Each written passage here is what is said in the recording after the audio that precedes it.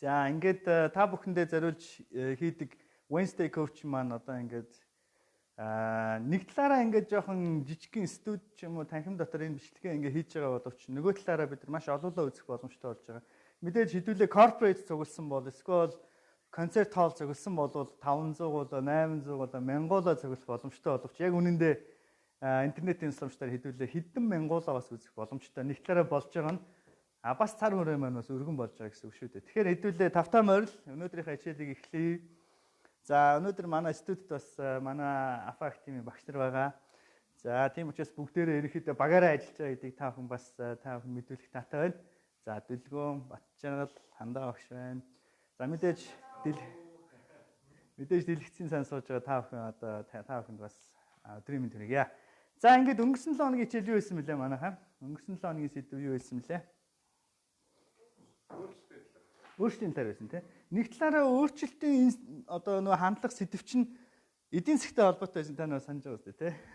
Тэгэхээр одоо өнгөрсөн 7 хоногийн сэдв бол мэдээж нийгэм эдийн засгийн хувьд одоо нөлөөлөх онцлог үйл явдлууд юу болсон бэ гэдээ хэдүүл ярилцсан шүү дээ. Тийм учраас яагаад энэ бүх зүйлийг хүмүүс судалдаг вэ? Яагаад бас бид энэ зүйлийг 14 жил судалсан бэ гэхээр ерөнхийдөө бол хувь хүний санхүү, бизнесийн хөгжил, улс их орны хөгжил заавал нөлөөлөх хүчин зүйлүүд одоо өөрчлөлтийн одоо үйл явцууд болдог гэдгийг бүгдээр бас харсан. Сүүлийн одоо юу гэдгийг хоёр бүтэн удирлын турш хэдүүлээ ямар ч байсан өөрчлөлт босныг бас анзаарсан. Хэдүүлээ өөрчлөлийн талаар хоёр агуулгыг ярьсныг та нар мартаж болохгүй. Нэг нь биднээс шалтгааллахгүйгээр яг өөрчлөлт болж байгаа. Нэг нь болохоор өөрчлөлт болсон ч одоо өөрчлөгдөх тэ одоо юу гэдгийг өөрчлөгдөх том хүчин зүйл болсон ч болоогүй ч тодорхой цаг хугацааны дараа би өөрийнхөө гэр бүлийн харилцаа, би өөртөө харилцах харилцаа цаашлах юм бол миний бизнес дотор би хөгжүүлэхийн тулд бас өөрчлөлт хийх одоо шаардлагатай болсныг та нар бас санаж байгаа. За мэдээж та бүхэн видео дүрс одоо сонсголын хувьд ингээд янз янзын алдаа, холболтын ч юм уу сүлжээний алдаа гарах магадaltaй учраас та бүхнийг одоо уян хата хандаараа гэж та бүхэндээ хүсэж байгаа. Энд чинь нөгөө шууд явж байгаа учраас тийм. За тэгээд ямар нэгэн дуу сонсохдохгүй ч юм уу дүрс гацх юм бол комент өчээрэй. Бас асуулт асууж болно. Манай багш нар бас шууд лайваар хамт үзэж байгаа учраас та бүхний асуултанд бас хариулах боломжтой байна шүү. За тэгэхээр өөрчлөлийн дотор хоёр зүйлийг бид нар анхаарах хэрэгтэй байсан. Нэг нь биднээс шалтгааллахгүйгээр ирдэг өөрчлөл.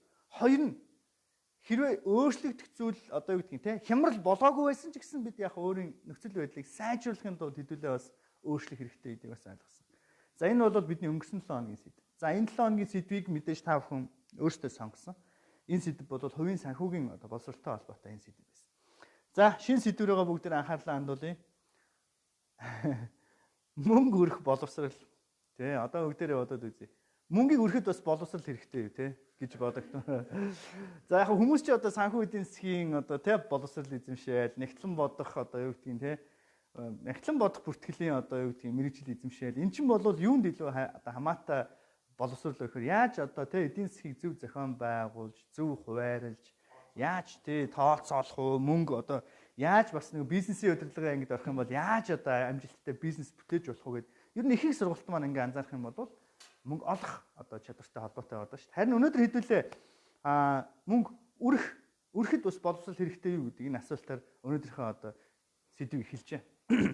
Тэгээд ер нь бол олон хүмүүс бас ойлгосон байдаг. За яг мөнгө олох гэдэг бол угаасаа тодорхой сэдв шүү дээ. Жишээлбэл одоо эдгэрт хоолны мөнгө байхгүй бол одоо яах ёстой вэ? Жишээлбэл одоо гүйж гараад бүгдээр ажил хийх ёстой шүү дээ, тийм.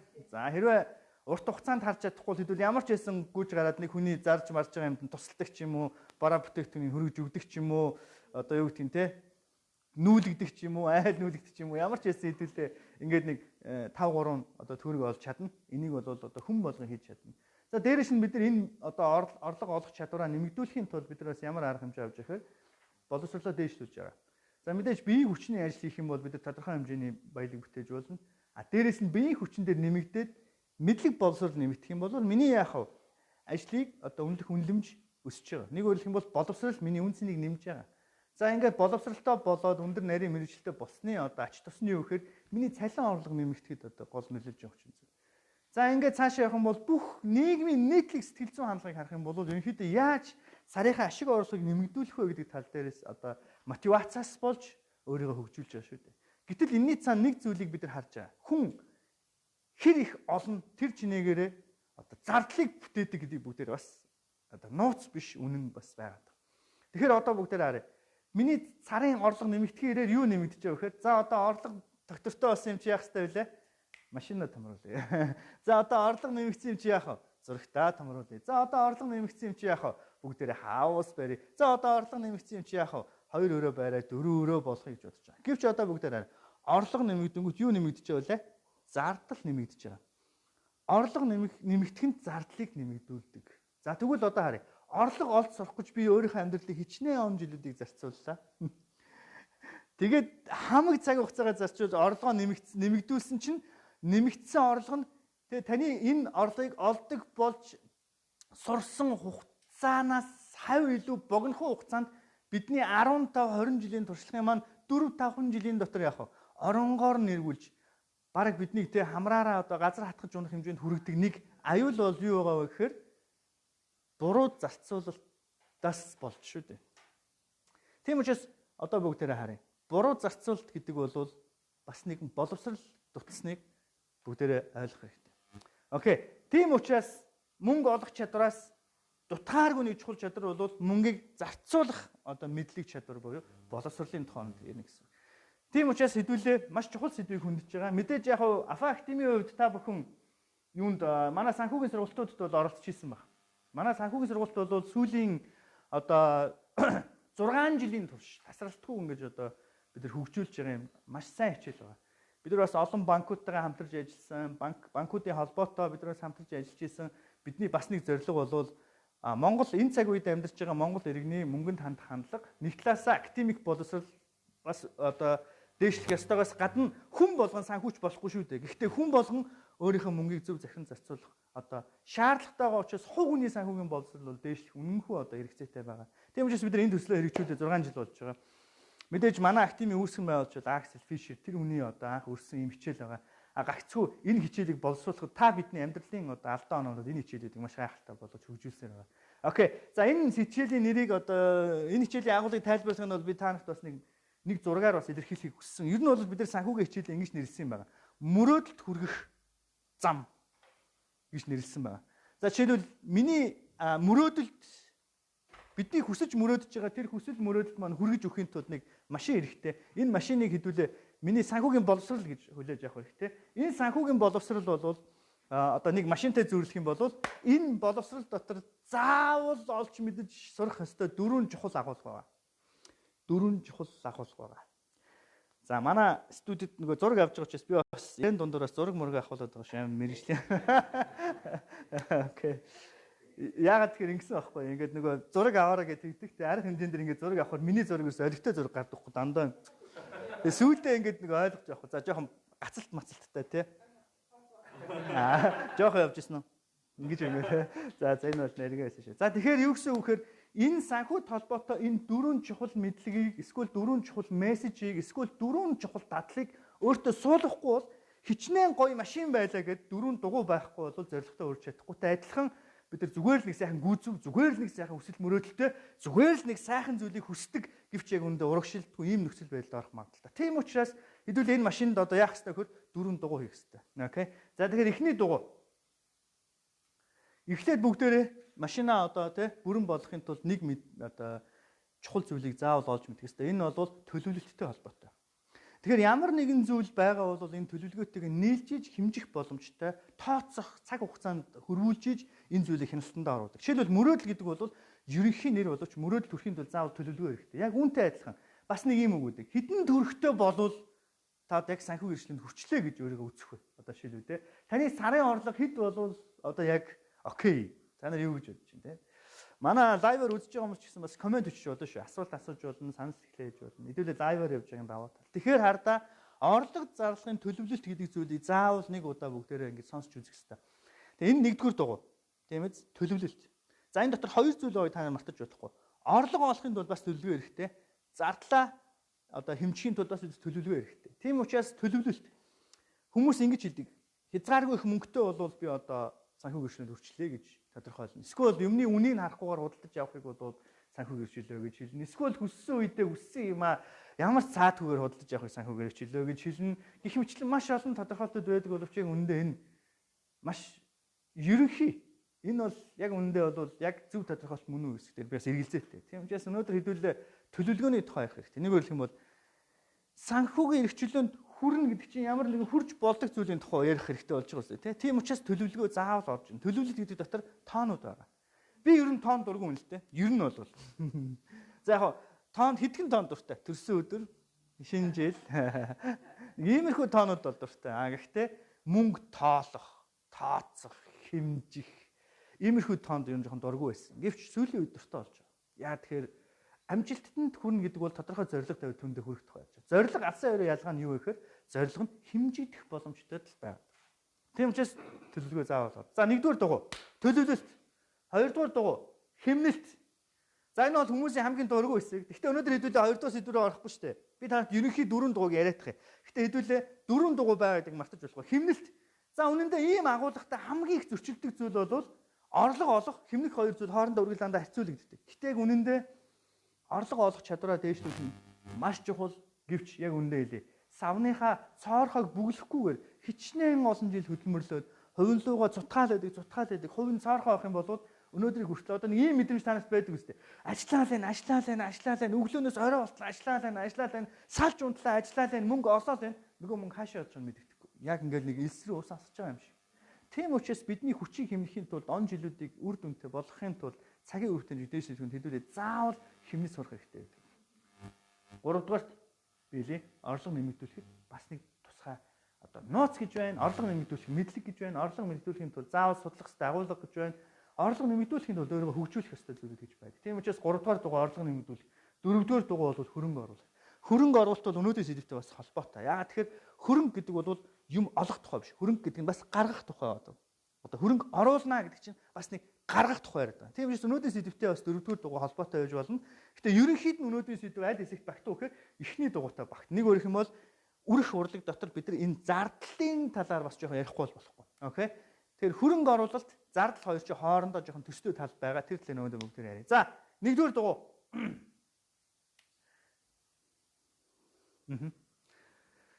Нэгдүгээр дугуй бол яалтчгүй санхүүгийн тухай ярьж байгаа бол хэдүүлээ 3 зүйлийг заавал ярих хэрэгтэй байна. Гэхдээ эндээ зардлыг багасгах эсвэл зардалтай холбоотой сэдв бол угаасаа хүмүүсийн тийм сонирхолтой сэдв биш.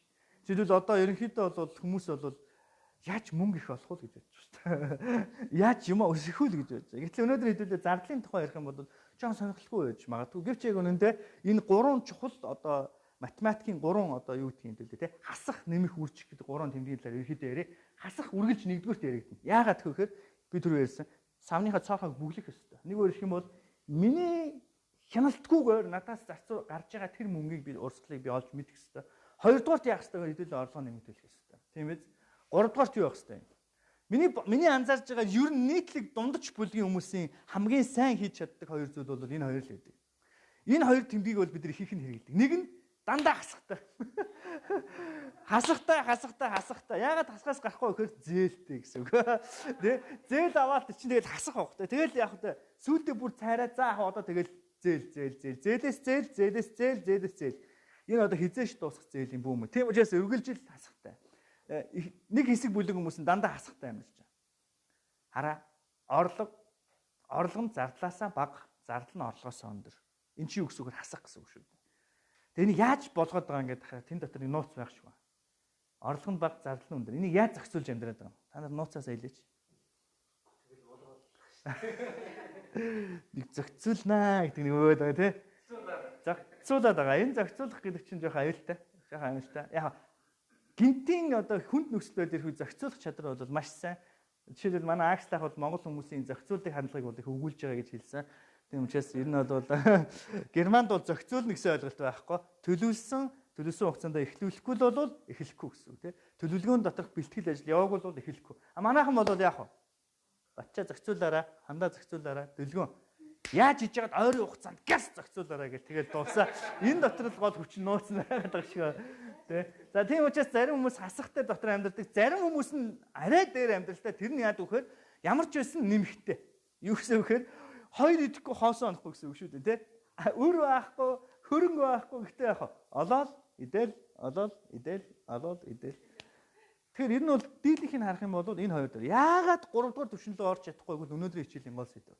Яагаад 3 дугаар түвшин рүү орж чадахгүй гэвэл 3 дугаар түвшин тоглохын тулд нэг өөр хэлэх юм бол үржүүлэх юм гэдэг чинь олсноосоо үлдээгээд үлдээсэн зүйлээ үржүүлэх тухай шүү дээ. Тэгэхээр эн чинь нөгөө зарцуулалттай холбоотой байхгүй. Одоо анхаарлаа сонсоорой. Хасагаас сэдвүүлэг гарахын тулд зардлыг нэг удаа ярих хэрэгтэй. Дээрээс нь зардлыг багасгана гэдэг чинь орлогоо нэмэгдүүлнэ гэсэн үг. Би танарт бас нэг юм маш товчхон нэг тодорхойлт хэлж өгье. Та үнэхээр маш богино хугацаанд хэдхэн хоногийн дотор орлогоо нэмэгдүүлэхийг сурмаар байна уу? Би дахиад асууя. Маш богино хугацаанд орлогоо нэмэгдүүлэхийг сурмаар байна уу? За яварс нэг хүн байв. Тэгвэл би тань нууцын зааж өгье. Шууд орлого нэмэгдэх нэг нууц бол шууд зардлаа багасгах шүү дээ. Хамгийн урдаа орлого нэмэгдүүлэх. Ойлгож байна тест. 50000 төгрөгийн хэмнэлт хийлээ гэдэг чинь орлого чинь шууд 50000 төгрөгөөр яах вэ? Нэмэгдлээ гэсэн үг. За би зарцуулалтан дээр анхаарснаас болж хэмнэлт хийгээд миний орлогоос 50000 төгрөг зарцуулалтаас илүү гарах юм бол би одоо хэлье. Энэ мөнгийг тарих боломжтой. Нэг үгээр хэлэх юм бол тариачин хүний хувьд ярих юм бол олсон хурааж авсан бүх төмсөө идэхүү эсвэл үрийн төмсөө ихэд тасалж аваад үлдсэний идэхүү гэдэг асуудал. Би бол хүүхэд байгаасаа ногоо тарьж үзсэн. Ногоо тарьдаг тосгон дотор энэ хоёр төрлийн амьдралын хэм маяг байн харагддаг. Хавар болохоор өстө бүгд хүс хүчээ гаргаад бүгд төслэгээ гээл өстө үрээ цуглуулаад тариал.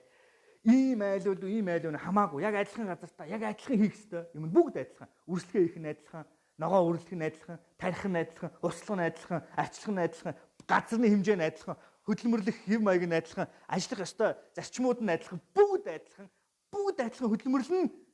Хавар ямар ч ялгаа байхгүй, зун ямар ч ялгаа байхгүй, харин намар ялгаа гарч байна. Яагаад гэж ногоогоо хураагаад авсны дараа тэр ургацтай хэрхэн хандж байгаа вэ гэдгээс хоёр төрлийн айлын хэм маяг харагдав. Тэгээд ингээ харахаар дараа жил нь харахаар нэг айл нь өөдлөн дээдлээд нөгөө айл нь яг хэвэндээ байждаг. Энэ хоёр айлын нууц нь юундээ байсан гэхээр намар ургац сураахтаа тэр ургацсандаа яаж хандж байгаа гэдгээс яах вэ? Бүх зүйл шалтгаалдаг.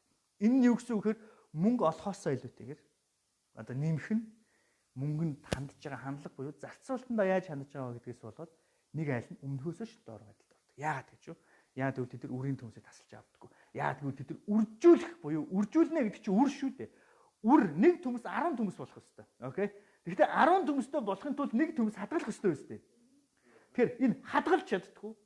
Тэгээд тэр үрийн төмсөө хүртэл идчихдэг. Өвөл нь үлсгөөрөө үрийн төмсөө идчихдэг. Жоохон төмс үлдээдэг зарим хүмүүс. Одоо яг нэгсэндээ хадгаламж хийдэггүй юм байдгүй шүү дээ. Ер нь бүгд л хадгаламж хийх гэж хичээдэг. Гэвч яадаг вэ гэхээр өлсгөөрөө яах вэ? Нөгөө тарьцсан төмсөө ингээ бодооно шүү дээ. Одоо ч газар ухуул ууланд хитэн төмс байгаа л та. Гэтэ одоос өдөр ингээд гигэн цагаан өдөр гараад тэгээд төмсөө ухаад идэхэж бас онгойтой юм уу? За ерөөсөө ингэж өлсөж яхаар яах вэ? Шүн гараад газ яах вэ? Газраа ухаад булсан төмсөө сайхан угаагаад шороог нь арилгаад сайхан шараад сармис хийгээд жоох мах хийгээд хитэн төмс шараад ич бас гоё л та. Гэвч яах вэ? Ургах төмс байхгүй. Асуудлын гол үүн л байна. Тэр одоо бүгдээр харъя. Үржүүлэхийн тулд бүгдээрээ яах вэ гэхээр үлдээд сурах хэрэгтэй. Үлдээх чадвар гэдэг чинь зарцуулах чадвар буюу үрэх боловсролын тухайд л ярьж шít. Энэ гурван тэмдэгтийг та бүхэн битгий мартаарай. Нэгдүгээрт яах вэ? Заавал энэ орлогоос яах вэ? Юм үлдээ сурахын тулд хэдүүлээ зардлыг багасгахаар байгаа байхгүй. Орлого нэмэгдүүлэх нь бол ойлгомжтой шүү дээ. Би таныг одоо дараагийн хичээлээр шууд хэлнэ. Орлогоо нэмэгдүүл.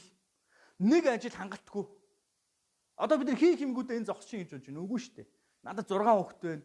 Гэр бүлийн зардал байна. Байгууллага авч явах хэрэгтэй. Дүүнэртэйгээ хамт байх хэрэгтэй. Маш олон хийх ёстой хариуцлагууд байна. Гэвч энэ цагийг хэдүүлээ төлөвлөөд хийснээрээ нэмэлт орлогыг бүтээж байна. Одоо энд хэдүүлээ лайв хийхин тулд шүн би бүтэн ойртой хонсонгүй шүү дээ. Байсгээл мессеж ирэл дон гэл яасан гэхээр та хэдийн нөгөө лайв хичээлийн төлбөрөд орж ирээд байгаа байхгүй. За энэ чинь хэдүүлээ бас нэг юм сурах хэрэгтэй. Нөгөө унтчихад мөнгө орж ирэх чинь юу гэсэн үг юм бэ? Яг ямар агуулгатай. За яг хөө тэрний төлөө би одоо ажиллаж байна. Гэхдээ одоо бүгдээрээ харъя. Орлого нэмэгдүүлэх нь бол ойлгомжтой. Энийг хэдүүлээ дараа ярина. Маш гоё сэдв байгаа. Окей. Одоо өнөөдрийн сэдв юу вэ? Зардлаа хэмнэх. Энэ зардлыг хяналтандаа оруулж хэдүүлээ яах ёстой вөхөр нэг үржүүлэх мөнгөтэй болно шүү дээ. За тэгэхээр өнөөдөр хэдүүлээ Монголын баг нийт насан туршидмын баг 99.99% ч юм мэдхгүй. Эсвэл 80% ч юм уу мөнгө олох тал дээр үнэхээр мундаг хүмүүс гэж боддог. алтаа ухаал зарчин, нүүрсээ ухаал зарчин. Энэ чинь боловсрол хэрэггүй юм шүү юм. Ер нь баялагын хараал гэж юу гэдэг юм бол гэж бодож үзсэн. Баялагын хараалын нэг нууц нь юу вэ гэж? Яг одоо нийгэм дээр харагдаж байгаа юм бол хүмүүс шунлаад дийлэхгүй ингээд байгаа юмнасаа болоод одоо өрөнд ороод байгаа юмнасаа болоод ингээд асуудалд ороод нь шүү дээ. Одоо энэ байхгүйсэн бол энэ асуудал байхгүйсэн гэсэн. Хамгийн том хараал нь одоо мөнгө идж байгаа хүмүүс биш. Хамгийн том хараал нь надад хамааралтай хараал нь юу гэхээр миний тарих хөгжихгүй. Ойлгож байна уу? Газар ухахын тулд надад тийм их мэдээд их шаардлага байхгүй. Миний энэ газар дээр нүүрсээ учраас би яаж хийж байгаа ухаал тэрийг зарч. Хэрвээ газарт баялаг байхгүй бол яах вэ? Би бодох хэрэгтэй болно шүү дээ. Газарт баялаг байхгүй бол би яах вэ? Би яаж хичээл боловсруулах вэ гэж бодож эхэлж. Би хичээл боловсруулахын тулд би надад миний хөрсөн доор ингээд хідэн алт нүүрс мөнгө байвал би нэг бодох шаардлагагүй шүү дээ. Ухаж гарч ирэл тэр ченжид навчлах хүчин шүү дээ. Тэгэхээр баялагын хараалын нэг аюултай зүйл нь юу гэхээр хувь хүний санхүүгийн боловсрол нь хөгждөггүй. Ойлгож байна уу? Тийм учраас олон баялаггүй улс үндэстнүүд эдийн засгийн хувьд амжилттай хүчтэй болсон, хүчрэг болсон нэг хөшүүрэг нь юу гэхээр тэр хүмүүс баялаг байхгүй учраас жинхэнэ шавхагчгүй баялаг руу анхаарч эхэлсэн. Жишээлбэл Японыг авч үзье бүгдээрээ. Япон үндэ газар нутаг баг, үндэ хөрс одоо юу гэдэг юм те. Одоо те байгалийн баялаг бараг байхгүй гэж хэлж байна. Хомс, Сингапур байна те. За одоо энэ хүмүүсийн гол нь юу гэхээр нөгөө шавхагчгүй баялаг буюу хүнийхээ хөгжил рүү анхаарсан оюуны бүтээл одоо юу гэдэг юм те. Инновац одоо юу гэдэг юм тийм үү? Одоо энэ бүх зүйл рүү анх шавхснаас болж энэ баялагийг бүтээж. Энэ баялаг бол дундаршгүй юм шүү дээ. Тэгэхээр би танд хэлье. Магадгүй өнөөдөр санхүүгийн эрхлүүнд хүрээгүй байгаа нь бидэрт бас нэг давуу тал бас болох боломжтой. Яг л бидэрт өөрийгөө шавхах, дайчлах бас юу вэ? Шалтгаан байна.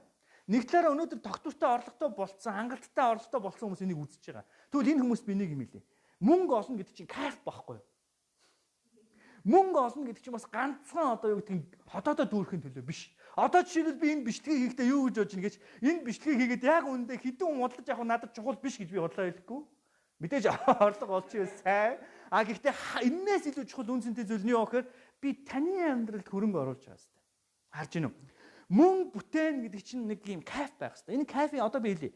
Та өнөөдөр үлсэхгүй байж болно. Та өнөөдөр цангаагүй байж болно. Гэвч одоо бүгдээрээ найзынхаа, хайртай хүмүүсийнхээ амьдралын асуудлыг шийдэж өгөөд тэнцэнээс нь танд орлого олж иж ивэл ямар тийм үстэй. Тэгэхээр чи би ганцхан мөнгө олох нь миний мотивац биш. Харин би найзтай тусалж байгаа нь миний мотивац. Харин миний мотивац бас яг үр дүн мөнгөөр хэмжигдчихвэл бас сайн үстэй. Одоо бүгдээрээ харъя. Тийм учраас хэдүүлээ энэ хичээлийг үзэж байгаа. Тийм учраас хэдүүлээ энэ үржүүлэхийг сурах хэрэгтэй. Тийм учраас хэдүүлээ орлогоо нэмэгдүүлэхийн тулд үлдээж сурах хэрэгтэй. Окей.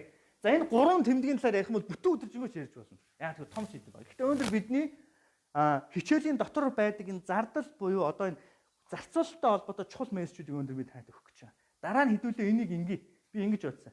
Удахгүй бид нар ингээ танхимын сургалтууд явуулна. Одоо жишээлбэл 20-50 ч юм уу. Эсвэл магадгүй зөвхөн нэг ангийг лайв видео одоо вебинар зохион байгуулад хэдүүлээ санхүү хичээлийг бүтнээр нь авч болно. Гэхдээ өнөөдөр бол бидэрт ганцхан цаг байгаа учраас хэдүүлээ үнэхээр энэ зарцуулах зүйл дээр анхаарал тавихгүй бол болохгүй шүү гэдэг гол мессежүүдийг хэдүүлээ авах чинь. За, миний санхүүгийн хичээл дээр та бүхэндээ хуваалцах сонгох гэж ярьдаг энэ дөрвөн зүйл дээр энэ нөгөө хөрөнгө оруулалт сурахын тулд хөрөнгөтэй буюу орлогоо нэмэгдүүлэх сурахын тулд бид дөрвөн зүйлийг мэдэх хэрэгтэй байдаг. Заавал одоо бодож үзэх хэрэгтэй байдаг. Энд ч байгаа нэг чухал агуулга бол бид нар орлогоо мэдэх ёстой. Хоёрдугаарт би хичнээн төгрөг зарцуулж байгаа уу гэдгийг мэдэх ёстой. Тэгэхгүйгээр би танд хэлье. Яг нь зарим ийм бүтээлч хүмүүс их хэмжээний мөнгө олдог хүмүүс ингэж хэлдэг л дээ. Зардлаа хэмнэхээс илүүтэйгээр орлогоо нэмэгдүүлээ гэж ярьдаг. Гэхдээ би та нарт хэлье. Өнөөдөр ингэж ярьж байгаа бол энэ дотор бас нэг эрсдэл бас байгаа. Би танд эрсдлийг хэлье. Зардлыг өө штэ тий ганцхан тий одоо яг монголчууд хорглоо тоолох гэж хэлдэг юм л да. Энийг яг хорглоо тоолсон амтэн бэ гэж хэлж байгаа хүнийг бол их нарийнда хатсан хүн бэ гэж хэлж ингэж бид нар ойлгож ирсэн. Гэтэл яг үнэндээ хорглоо тоолно гэдэг чинь тийм муу биш байгаа байхгүй. Ямар ч байсан идэж уусан юмныхаа зардлыг л яг тосч гарах гэж штэ. Би хичнээн мэдэж уусан бэ. За би харъя. Ганцхан би одоо юу гэдэг химнээд баян болох гэдэг гол нь биш. За анхааралтай сонсож байгаа. Химнэх буюу зардлыг олж мэдэх тэр нэг чухал зүйл байгаа. Чи юунд хэдийг биш. Анхааралтай сонсож. Хэдэн төгрөг үрсэн бэ гэдгээс гадна чи юунд хэдэн төгрөг зарцуулсан бэ? Чи тамхинд, чи архинд, чи бие үлдэгчид, эсвэл чи буруу юмд ойлгож байгаа үстэй. Зарцуулсан байвал яах юм? Жоохон зөөлрүүлж чинь те. Би амар уушлаараа. Гэхдээ хэдүүлээс хаяа бас жоохон үнэнтэй нүр толж явах хэрэгтэй. Энэ чинь хянах гээд байгаа байхгүй. Би өнөөдөр эхнэртнээсээ дансаа нуухай хөлөд 13 жил болж байгаа. Тэрнээс өмнө миний дансны уулыг манай эхнэр үзсэн бол надтай амьдрах тал дээр шууд эргэлзсэн. Эн чинь юу гэсэн үг вэхээр хүний зарцуулалт тэр хүний амьдралд юу чухал болсон байгааг харуулдаг. Би ганцхан мөнгөний зарцуулалтыг буюу одоо энэ тэ мөнгөө зарцуулах гэдэг юм дотор чи би ганцхан хорлоо тоолоод би ганцхан нарийнлаад би хайртай хүндээ гоё юм авч өгөхгүй гэж харамлах гэдэг байгаа бол биш. Энэ дотор агуулгын хяналт бас явах хэрэгтэй байхгүй. Юунд гэдэг юм бит юм артаа. Би мэдчих хэвээр. Би харж явах хэвээр. Миний зарцуулалтын хэдэн хувийг юу? Би хэд гэж яриаггүй шүү дээ. Та ус дээрээ зарцуул та. А гэхдээ юу гэдэг дээр аюултай сэдв байх юм бол нэг төгрөгч, нэг мөнгөч зарцуулж болохгүй сэдв гэж байгаа. Тэрийг би бас олж хянахын тулд нэгдүгürt, хоёрдугаарт хідэн төгрөг. За юу гэдэг дотор түрүүн хандагийн хэлдгээр нөгөө кола, кейк, кофе, хитрхих заяа. Юунд мөнгө зарцуулж байгаа. Тэр нь эрүүл мэнд чинь ямар хор өнөөлттэй охиртой үеийг бас тооцож үзэх хэрэгтэй. Тийм учраас энэ юу гэдэг чинь аягүй чухал байгаа. Тийм учраас хэдүүлээ зарцуудыг заавал хийнэх хэрэгтэй.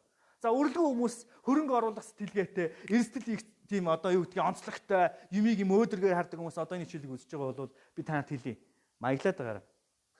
Хүссэн үсээгүй зардлыг одоо тооцож үзэх хэрэгтэй. Тийм учраас хэмнэгч хүмүүсийг битгий дарамтлаад бай. Хэмнэгч хүмүүсийг битгий доош нь хийгээд бай. Хэмнэгч хүмүүсийг битгий дарангуулаад бай, тэ. Тэр хүмүүсийг өлийн зөвшөөрөх хэрэгтэй. Гэхдээ хэмнэгч хүмүүс зориулсан үг байгаа. Хэмнэгч хүмүүс ч гэсэн сул талтай гэдгийг мартаж болохгүй. Хэмнэгч хүмүүсийн дотор бас байхгүй байгаа давуу тал нь нөгөө үргэлжлэх хүмүүс дотор байгаа. Гэхдээ би өнөөдөр онцгойлон энэ зардалтай холбоотой юм ярьж учраас үргэлжлэгнүүд хандж ярьж байгаа. Зардлыг тооцох нь нарилж байгаа гэдэг утга биш шүү. Зардлыг тооцно гэдэг нь агуулгын хувьд тооцох ёстой, хэмжээний хувьд тооцох ёстой. Окей. Тийм учраас хүн үнэхээр санхүүгийн хувьд үнэхээр одоо юу гэдгийг те одоо бол хэдүүлээ ингээл дээд боловсролтой болоод одоо хэдүүлээ ингээл нөгөө public speaking одоо юу гэдгийг илтгэх чадвараа сайжруулад байгаа чинь нэг цаана нэг амбиц байгаа шүү дээ.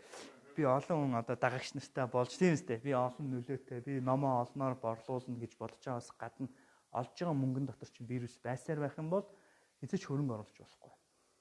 Хөрөнгө оруулахын тулд бид нэг юм сурах хэрэгтэй байдаг. За цааш явъя үү.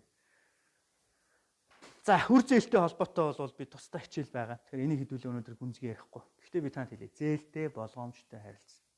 Энэ өнгөрсөн жилээс эхлээд Монгол банк хэрэглээний зээлэн дээр ингээ хяналт тавьж эхэлсэн байна. Энэ хэрэглээний зээлийн хувийг бууруулах бодлого барьж байгаа. Энэ юутай холбоотой гэхээр угаасаа уул нь бидэрт уулна хэрэгтэй. Бид нар үнэндээ хэрэглээнийхээ зүйлийг л өндөр хүүтэй зээлээр худалдаж авч яана гэдэг чинь тэр хэмжээгээр үндэсний санхүүгийн боловсрол одоо сүлдээтэй байгаагийн шин шүү дээ. Тэгэхээр хүн бизнестэй ингээ зээл авч явах хэрэгтэй байхгүй. Хүн ингээд ашигтай баялаг бүтээх том төсөл дээр ингээ зээл аваад тэр том төслөө ингээ эхлүүлж явах хэрэгтэй. Гэтэл өнөөдөр будаа агшаагчаал тий зээлээр авч яана гэдэг чинь тухайн хүний орж байгаа орлогон дээрээ ингээд хяналт тавиад өөрийнхөө одоо идэж уух тэр мэдрэмжийг захирч чадахгүйгаасаа болоод хүмүүс будаа агшаагч оймс бандашаа лизингээр авч байгаа шүү дээ. Sorry. Тийм учраас хэдүүлээ үр зээлтэй болгоомжтой харилцаастай үр зээл гэдэг бол угаасаа санхүүгийн боловсролын төвшинг илэрхийлдэг. Ямар төрлийн зээл авч байгаа гэсэн.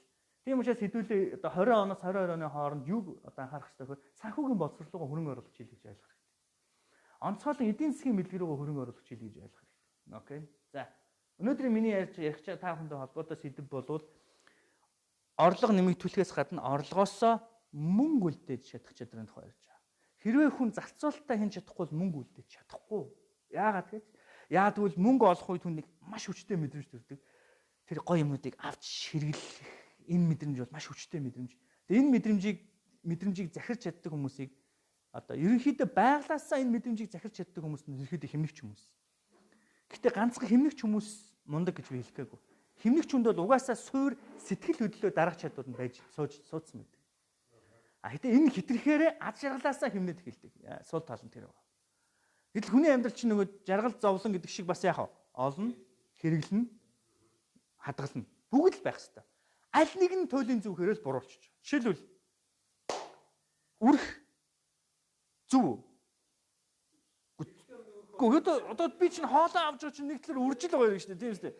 Гэхдээ одоо хэдүүлээ яах вэ? Ганцхан одоо үрхэн зүв гэх юм бол бас буруулчих. За одоо үрхээс өмнө яах вэ гэхээр нөгөө үржүүлэх гэж байгаа юм тасдаж авах чадвар буюу өсөж байгаа баярлж байгаа мэдрэмжээ хянаад тэнцэнээс юм авч үлдээхин тулд нөгөө химнэгч хүмүүсийн зан чанар хэрэгтэй болж байгаа сэтгэл хөдлөлийг дарах чадвар. Яг одоо хэрэгтэй. Тий. Энэ яг хэрэгтэй зүйл үү? Эсвэл чухал зүйл үү гэдгийг ялгах сурах хэрэгтэй. Хэрэгтэй зүйл бол бүгд хэрэгтэй шүү дээ. Алим хэрэгтэй, торт хэрэгтэй, компьютер хэрэгтэй, машин хэрэгтэй. Энд бол хязгаар байхгүй. Харин яг одоо чухал уу гэж асуух юм бол одоо яг тэр машин мөн шаардлагагүй. Тий? Окей. За энийг ойлгох хэрэгтэй. Тийм учраас хэдүүлээ энэ зардлаас болж юм авч үлдээ тэрийг үржүүлэх гэдэг. Тийм учраас үржүүлэх юмтай байхын тулд хэдүүлээ зарцуулалтын боловсролыг эзэмших хэрэгтэй. Мөнгө өрөхөд боловсрол хэрэгтэй юм шиг найзаа. Тэ? Одоо энийг үнэхээр бид нар ойлгож байгаа. Яг урд нь угаасаа Монголд байгаагүй юм уу, байгаагүй юм шиг ярих гаагүй би. Энэ нийгмийн дотор одоо манай одоо дэд үеийнхний ярьдгаар бид нар капитализмыг алгасаад одоо тий ингээ явцсан. Энэ дотор юу байсан бэхээр хөрөнгө мөнгөний талаарх ойлголт, мөнгөтэй харьц, одоо баялаг бүтээх чадвар ийм олон үеийг бид нар алгасчихсан. Социализмоос шууд ийш ороод ирсэн. Тийм учраас одоо бид нар амьдрал дээр ингээ сураа явж байгаа. Одоо тэр харъя л таа үү тэгээд. Зарцуулалт одоо зарцуулах буюу өрөх боловсрол дотор бас нэг чухал зүйл байна. Танд санхүүгийн дүрм гэж байдгүй. Эсвэл хувь хүний чинь хувьд итгэл үнэмшлийн дотор зөв бурууг дэнслэх дүрм гэж байдаггүй. Энэ бол санхүүгийн одоо төлөвшөл дотор маш том байр суурь эзэлдэг нэг юм чухал зүйл байна. Нэг юм фильтр хүмүүст их ихтэй байдаггүй. Жишээлбэл одоо гэрлийг шууд тусахгүй, гэрлийн тусгалыг яг зөв байранд нь зөв өнгөөр өгөхийн тулд маш олон фильтрүүд ашиглах хэрэгтэй болдог. Яг үүнтэй адилхан мөнгийг хэдүүлээ гаралт гэж үзэх юм бол, зарцуулалт гэж үзэх юм бол энэ зарцуулалтанд хяналт тавьдаг нэг хэдэн фильтрүүд байдаг. Нэг нь хэдэн төгрөгөөр юм авч байгаа гэдэг дээр бас нэг фильтр тавих хэрэгтэй. Энийг яг одоо тэдэн төгрөгөөр авах хэрэгтэй юу, үгүй юу? Эсвэл өөр газар хямдхан байгаа юу? Одоо шил их эрэгтэй эмэгтэй хоёрын дунд гардаг байн хэрүүл тэр байна тийм үү? Ирчүүд дэлгүүр явахаараа яадаг вэ?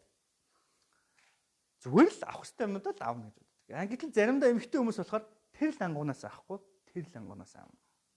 Яагаад гэвэл тэнд наа чин 150 төгрөгөөр хямдхан байдیں۔ Эсвэл тэнд хятадынх нь байдیں۔ Тэнд германых нь байдیں ч гэдэг юм. Маш олон юм ингээд нарийн юмнууд байдаг. Юуг хаанаас хэдэн төгрөгөөр авах вэ гэд бас фильтр авах хэрэгтэй. За энэс болоод бас яд хүмүүсийн онд үйл ойлголт гардаг. За энэ фильтр байхаас гадна дээрэс нь үнэтэй холбоотой байдаг гарна. Юунд гэдэг дотор чи одоо нөгөө эрүүл мэндэд ээлтэй юу ээлгүй юу гэдэг бас нэг фильтр байна. За юунд гэдэг дотор дахиад 3 дахь фильтрийг хэлье. Зөв буруу юу? Би яг зөв юм зарцуулж, буруу юм зарцуулж. Энийг шийдэхин тулд би таныг гоё арга зааж байна. Ерөнхийдөө бол энийг янз янзын хэлдгээр ярьдаг. За яг хөө шууд агуулгаар нь ярих юм бол нэг юм л юм гэсэн үг. Зарцуулалтын дээр хяналт тавьхлаа бас нэг зүйл боловсролын нэг бол энэ зөв зүйл мөн үү? Аль эсвэл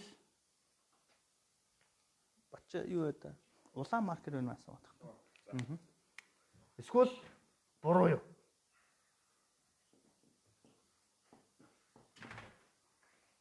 За одоо би ингээ анзаарч байгаа нийгэм дотор маш олон одоо ийм аюултай зүйлд хөрөнгө оруулалт хийж байгаа хүмүүс. Сүүлийн үед сэтгэл ингэж өвтгөж байгаа хэдэн сэдвүүдийн нэг бол юу аа гэхээр нөгөө хартам ихний хэрэглээ. Тэ? За энэ дотор энэ одоо энэ чи бас нэг бараа байс тээ, тэ? Одоо нэг бараа байс тээ, тэ? Одоо энэ дээр чи ямар фильтр тавьж байгаа гэхээр нөгөө зөв буруу юу энийг энэнд одоо худалдаа авалт хийх юм. За тэнгуут одоо миний дотор ингээд зарцуулалтанд одоо тавигдах нэг чухал боловсрол юу гэхээр энэ зөв бурууг ялгаж чаддгүй юм гэж байхгүй. Гэхдээ хүн амьдралдаа нэг шийдвэр гаргасан байх хэрэгтэй байдаг. Үнэхээр санхүүгийн хувьд амжилтанд хүрмээр байна. Миний амьдралын дүрм хоёр дүрм байна. Энэ үү? Энэ үү? Ойлгож байна тест. Энийг бүр шийдсэн байх хэрэгтэй. Бүр шийдсэн байх хэрэгтэй. Яагаад тэгэхээр хүний мөнгийг одоо хянахад үргэлж миний хажууд камер байна гэж байхгүй. Миний эхнэр миний хажууд үргэлж байна гэж байхгүй. Би мэдрэмжтэйг үргэлж тулна. Ганцаараа байхдаа л тулна. Орлого орж ирлээ, цалиа авлаа. Миний картанд данс мөнгө орсон би мэднэ. Мөнгө орж ирэнгүүт танд нэг юм мэдрэмж төрөх хэрэгтэй.